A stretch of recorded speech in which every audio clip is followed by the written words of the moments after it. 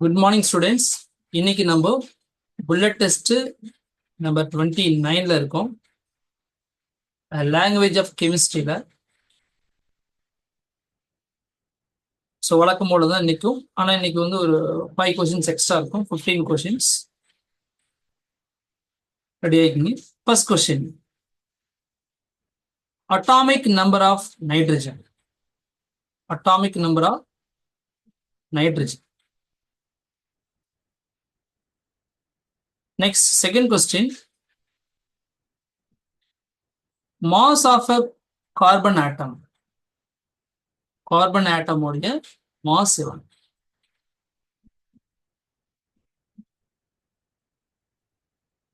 Third question. Water molecule, ஒரு water மாலிகுலுடைய mass எவ்வளவு? அதாவது நான் செகண்ட் கொஸ்டின் கேட்டதும் தேர்ட் கொஸ்டின் கேட்டதும் எத்தனை யூ அப்படின்னு சொல்லணும். 1 சொல்றோம் இல்லையா, அட்டாமிக் மாஸ் யூனிட். அது மாதிரி இங்க மாஸ் ஆஃப் கார்பன் ஆட்டம் எவ்வளோ அப்படிங்கிறது எத்தனை யூன்னு சொல்லிட்டு நீங்க என்ன பண்ணுங்க, செகண்ட் கொஸ்டினுக்கு எழுதுங்க. தேர்ட் கொஸ்டினுக்கு ஒரு வாட்டர் மாலிகுலுடைய மாஸ் எவ்வளவு. நெக்ஸ்ட் பாத்தீங்கன்னா, maximum number of electrons in L shell. L ஷெல்ல மேக்சிமம் எவ்வளவு எலக்ட்ரான்ஸ் இருக்கும் இப்படிங்கிறது கொஸ்டின்.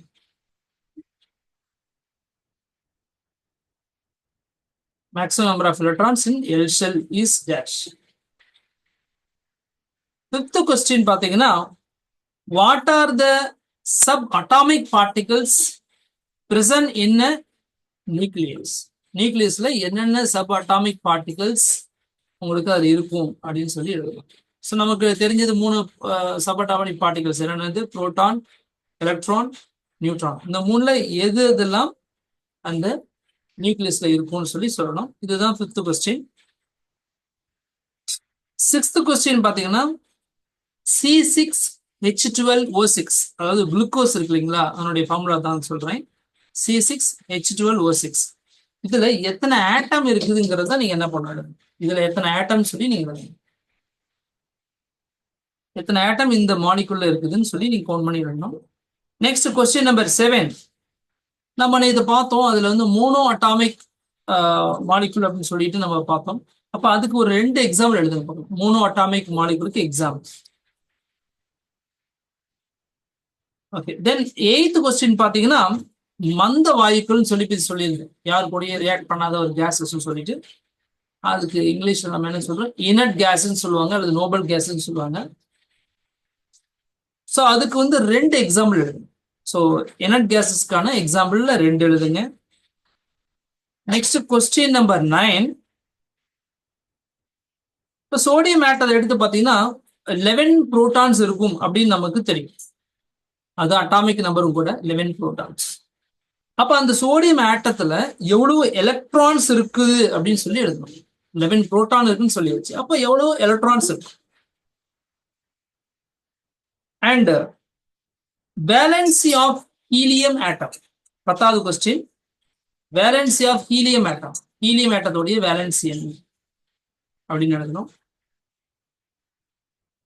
11th கொஸ்டின் பாத்தீங்கன்னா, வேலன்சி ஆஃப் சோடியம். சோடியம் ஆட்டத்தோடைய வேலன்சி எவ்வளவு அப்படிங்கிறது 11th கொஸ்டின். 12th கொஸ்டின் பாத்தீங்கன்னா, valency of hydrogen. Valency of hydrogen.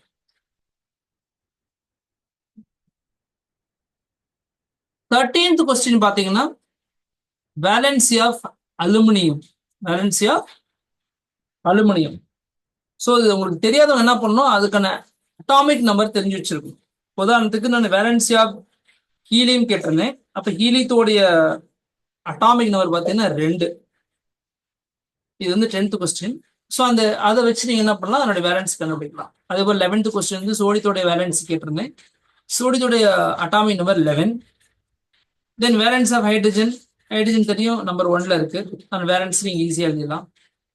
அலுமினியத்தோடைய valency தான் 13th கொஸ்டின். ஸோ அதனுடைய அட்டாமிக் நம்பர் 13. அதை நீங்க என்ன பண்ணலாம், எலக்ட்ரான் டிஸ்ட்ரிபியூஷன் போட்டு அதனுடைய வேலன்சி சொல்லிடலாம். 14th கொஸ்டின் பாத்தீங்கன்னா, valency of carbon. Valency of carbon.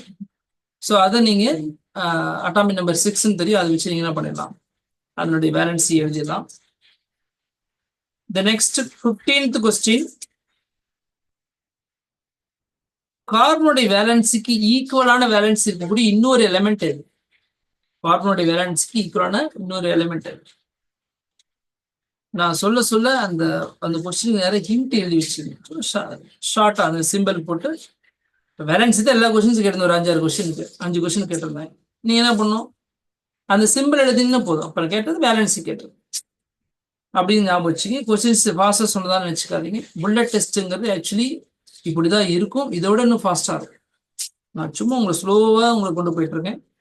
Original bullet test அப்படிங்கிறது 50 கொஸ்டின் சொன்னாலும் 50 கொஸ்டின் எப்படி இருக்கும், புல்லட் மாதிரி வந்துகிட்டே இருக்கும், கொஸ்டின்ஸ் ரிப்பீட் ஆகும். ஸோ அப்போதான் நீங்க டெஸ்ட்ல ஃபுல் கான்சன்ட்ரேஷனோட இருப்பீங்க. அது இன்னும் போக போக நீங்க பார்ப்பீங்க. ஸோ இதோட 15 கொஸ்டின் முடிஞ்சிருச்சு. 15th கொஸ்டின் என்ன சொன்னோம், கார்பனுடைய வேலன்ஸ் ஈக்குவலான வேலன்ஸ் இருக்கக்கூடிய இன்னொரு எலிமெண்ட் எது அப்படிங்கறத 15th கொஸ்டின். ஓகே கண்ணுங்களா, எல்லாம் எழுதியிருப்பீங்க. இந்த வீடியோ உங்களுக்கு பிடிச்சிருந்துச்சு அப்படின்னா ஃப்ரெண்ட்ஸ் ஷேர் பண்ணுங்க, ஃப்ரெண்ட்ஸ் இன்வைட் பண்ணுங்க, அவங்களும் இந்த மாதிரி ஆப்பர்ச்சுனிட்டி யூஸ் பண்ணிக்கிட்டோம். தென் சேனலை சப்ஸ்கிரைப் பண்ணாதவங்க பண்ணிடுங்க. வீடியோ பிடிச்சிருந்துச்சா லைக் பண்ணுங்க, ஷேர் பண்ணுங்க. Okay, thank you. லைவ் கிளாஸ்ல இதுக்கான ஆன்சர் டிஸ்கஸ் பண்ணுவோம். பாய்.